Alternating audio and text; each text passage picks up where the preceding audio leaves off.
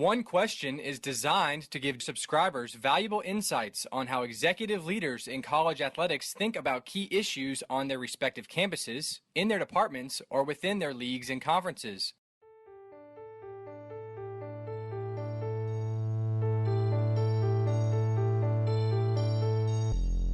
Greetings, this is Ty Brown and welcome to One Question, where we highlight executive leaders in college athletics. Our guest today is Dr. Kiki Baker Barnes. Dr. Barnes is the athletics director at Dillard University. Greetings. Thanks for joining us. Thank you for having me. Dr. Barnes, I have you on here, because you've accomplished a lot. You're very well decorated, and you look at what you've done, right? You took over there at Dillard just after Hurricane Katrina and had to rebuild the whole athletics department. And of course, you know, athletics is the window to the world, so that was probably very important for Dillard. You were the head women's basketball coach there until 2013. Between there, in 13 and 14, you took over as interim commissioner of the Gulf Coast Athletics Conference. You've been the AD of the year at least 3 times, probably more. You were administrator of the year by the Women Leaders in College Sports a few years ago. And overall, you have 22 years in college athletics, roughly 15 years coaching basketball, and 9 of those years as a head coach, with a couple of years overlapping as the AD and the head coach. So, I mean, your career and your experience, there's a lot there, right? I will say that God has been good to me. Yeah, I mean, there has to be some talent. There's talent, luck, and you got to be able to do things at a high level in order to be able to do all these things here. So there's all of it, right? And God too, right? All of it's a part of it. So Absolutely. I have you on here, though, because, you know, recently you were named, again, the interim commissioner of the Gulf Coast Athletic Conference. And I have a question about doing the role of athletics director and the commissioner. I wonder, how do you balance that? I mean, your career, you were balancing being a head coach and the athletics director. Of course, now being the interim commissioner and the athletics director, I imagine your primary focus has to be running the athletics department at Dillard. But how do you balance those 2 roles when you talk about those 2 significant roles in athletics? Yeah, well, I tell you what, first of all, I'm grateful. Let me say thank you so much for having me on, and I'm proud of the good work that you're doing with Athletic Director, you and your company. It can be difficult, let me be honest, but I have what I like to call my own little method of kind of organizing my life. And I like to call it prioritizing, strategizing, and organizing. Those are like my 3 key points of how I manage multiple roles. I think in my career, you know, sometimes you feel like you're prepared for something, like everything you've done has led up to this particular point. Well, I kind of feel like my experiences over the last 20-something years has prepared me to be able to juggle a lot. I've had to juggle across my entire career. So when I got my first head coaching job in 2000, I was head coach of the women's basketball team, but I was also the head coach of the cheer and dance team. Wow. Right.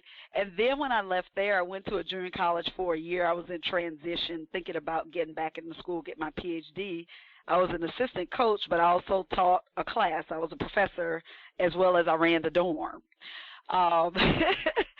So then I, fast forward to Dillard University, where I was here for a year as an assistant coach, right prior to Katrina.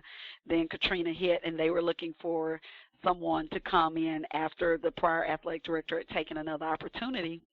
But it was a dual role. I had to be athletic director and head coach. And so I was able to remember, well, I've held multiple roles before.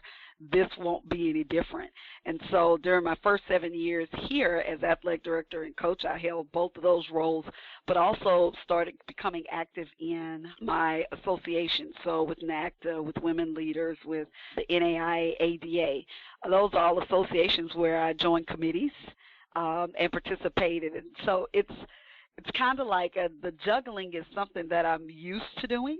And so I kind of feel like I was prepared for this moment now, where we are working to strengthen the conference and in transition and looking for our next leader. So you got to prioritize. I think that's very important. You have to determine what is necessary first. So when I took over, it was about a month prior to our conference track meet. And so the first thing that needs to be done is we had to pull off a conference track meet.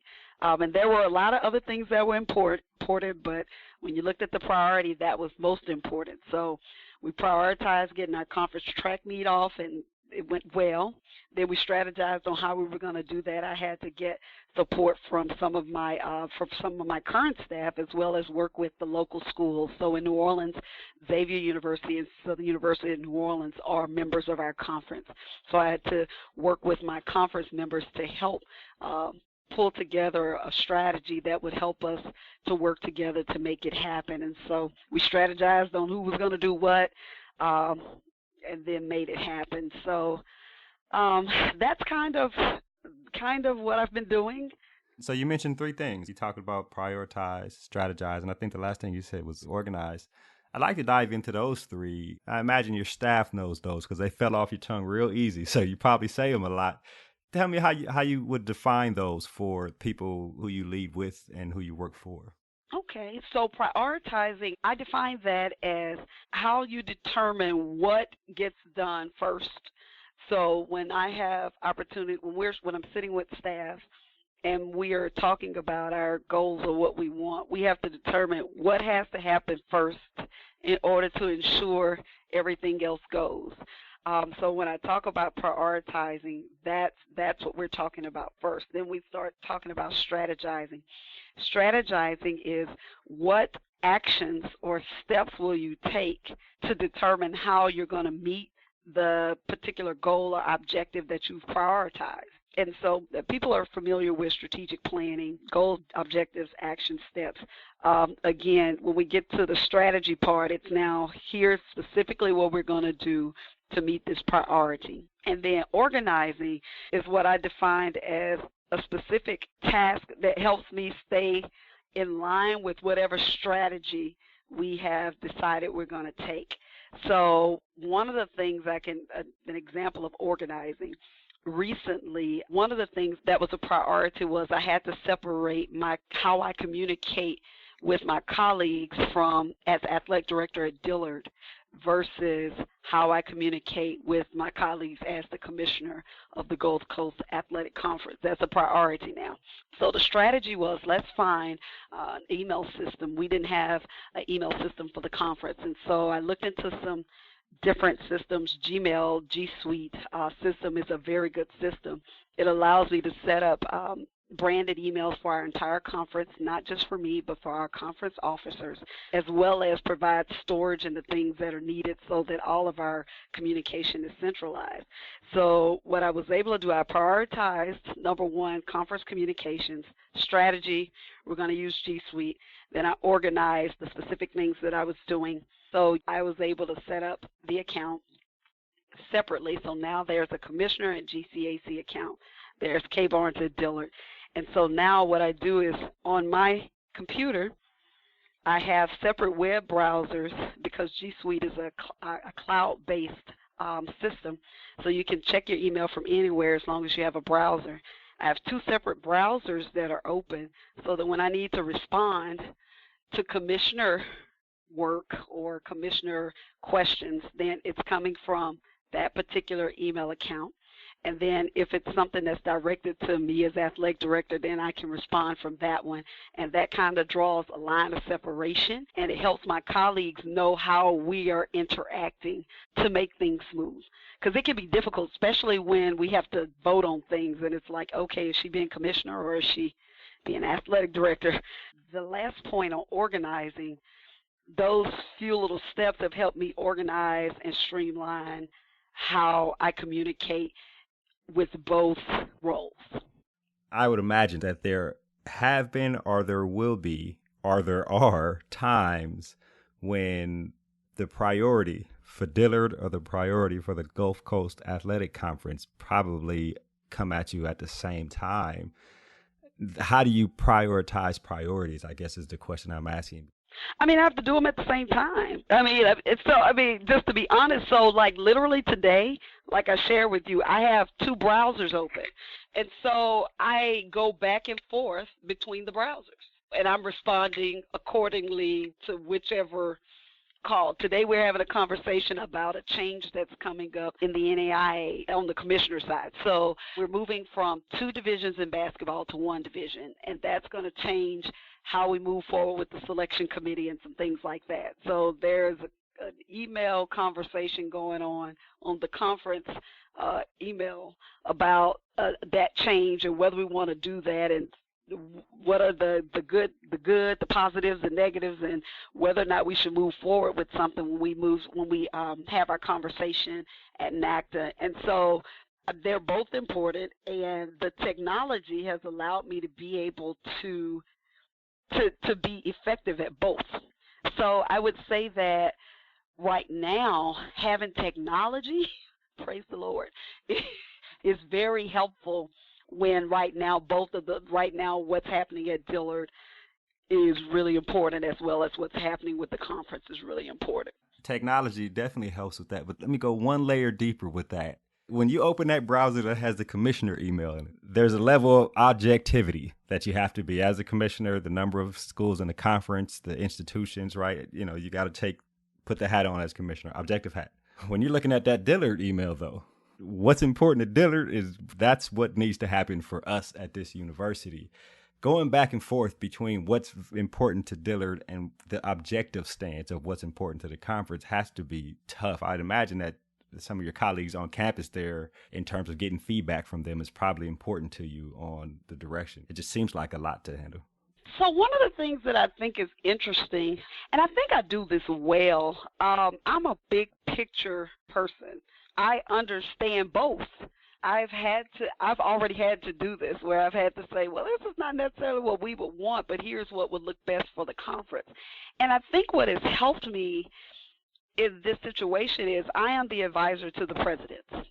And all of them call me for different things, and they're looking for advice for what should happen for the conference. So when I speak to the presidents, I have to speak in objectivity.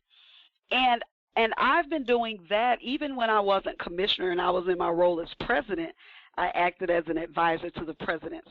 So I feel like I've had enough experience on being able to maintain objectivity because they depend on my expertise to help move things forward, as well as understanding how to advocate for what Dillard would like. Sometimes I would have to say, this is Dillard's position, and I would have to qualify things I would say. That would be helpful so they'd understand now I'm speaking in what I think is best for us. But if this is what we're going to do as a conference, here is the bigger picture in the conference perspective and what will carry us forward. So I think you flex those muscles. Leadership, you work those muscles out, the objective muscles. I've had a lot of that. So it's not hard for me. And I love the GCAC, so I've spent all my time has been here. This is where I've had the opportunity to grow my leadership. So I am very invested in the success of our conference. And so while, yes, I am the athletic director at Dillard, I also understand the bigger picture, and what is going to be best for our conference is usually going to be very, very beneficial to us individually. So I'll ask this last question here relative to the position. How involved are you with finding a permanent commissioner, or is that just on the presidents? Or tell me about that aspect of that role. So where we are, we recently had a meeting. So I led a meeting with the athletic directors to look at some data. So the NAIA recently did a study where they were looking at what conference operations look like financially, as well as what conference staffing look like. And so we had a discussion about what we feel is going to be the best direction for our conference. And so my job right now is to provide information that will inform the president's next steps. But our presidents, our council of presidents, is going to make the decision on who our next commissioner will be. But again, with input from the body. So again, we've already had one discussion. We've reviewed some data. We've talked about are kind of what we want to see happen. And so my next move is I have to actually prepare kind of like a 1-2 pager, because the presidents are probably not going to have time to read anything more than that. That kinds of give them some bullet points on things to consider as we move forward. But our Council of Presidents will make that decision. Okay, well, this has been an excellent conversation, and I really appreciate how you broke down the prioritize, strategize, and organize. I think that's really a nugget that somebody listening to this can take from it to understand how to do something at a high level like you've done, to high level jobs. Like, we're not talking about you're the assistant something over here and then the head something over here. Like, you're the AD and the commissioner. Those are two high level jobs, which you have to really don't understand how to do. This has been a great conversation. I really appreciate you joining us here on One Question. Well, thank you. That was Dr. Kiki Baker Barnes. She's the athletics director at Dillard University, and she is also the interim commissioner for the Gulf Coast Athletic Conference. And of course, this is Ty Brown with One Question. And keep in mind, the role of a leader is to create and maintain an environment that people want to be a part of. And as always, be better tomorrow than you are today.